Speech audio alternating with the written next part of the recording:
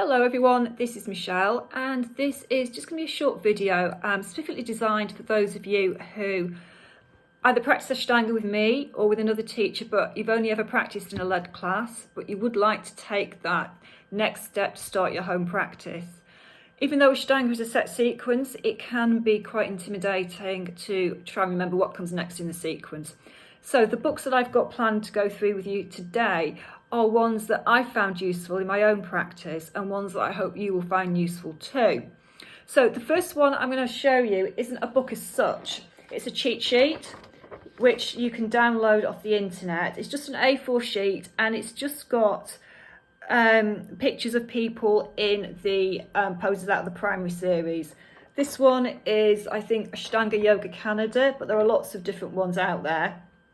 Because it's quite small, it's not ideal if you're not really sure what is coming next. This is more like an aid memoir if you know, but you just want something close by just to make sure. The second one I'm going to recommend is in a kind of similar vein to that one, and it's the book Ashtanga Yoga as It Is by Sweeney. It deals with all 6 series, whereas the cheat sheets generally just deal with primary series in a similar way. So for example, you can see here, it's got pictures of people working their way through the various sequences. It's also quite good because there are sections in here on philosophy and other things related to Ashtanga generally. My go-to book, the one that I generally recommend, is this one. It's the Ashtanga Yoga Practice Manual by Swenson. There are a number of reasons I recommend it actually. The first is that it's a spiral bound hardback book, so it's really good and easy to have open with you on the floor when you're practicing. It doesn't have as much detail as some of the books I'm going to talk about in a couple of minutes, but that is actually an advantage. So you can look at this one. This is for Paschimottanasana A. Yeah. The photographs are quite big, they're clear, and there's just enough information to give you help with coming in and out of the postures and for modifications. It's also quite good. It deals with the intermediate series as well in a really accessible way. And right at the end of the book, there are some short forms just for the primary series. So if you've only got maybe 30 minutes or 45 minutes to practice, there's a sequence that will be right for you and that is balanced.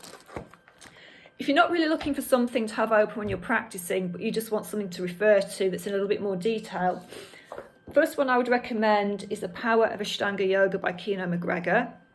As you can see, it's not spiral bound, so it's not going to be that easy to have open when you're practicing.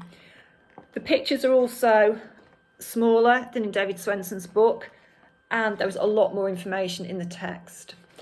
It is good though, because at the back there's, if you're not sure about the count and the exhale and inhale, there's several pages at the end that just literally just goes through the basics of that. So that is quite useful.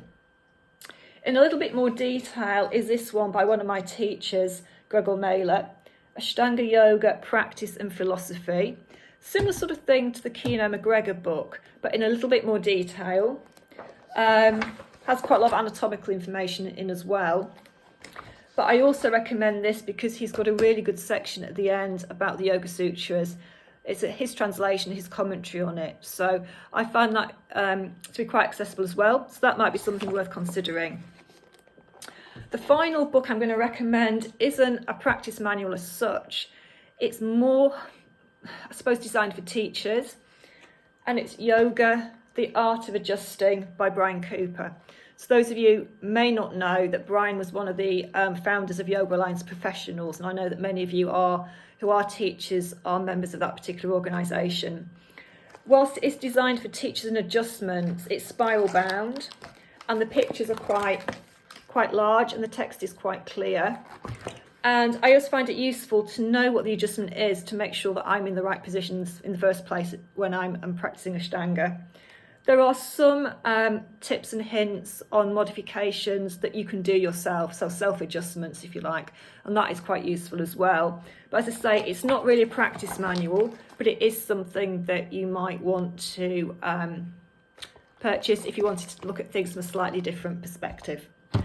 Okay, I hope you found that useful, and I shall see you all very soon. Take care then. Bye bye.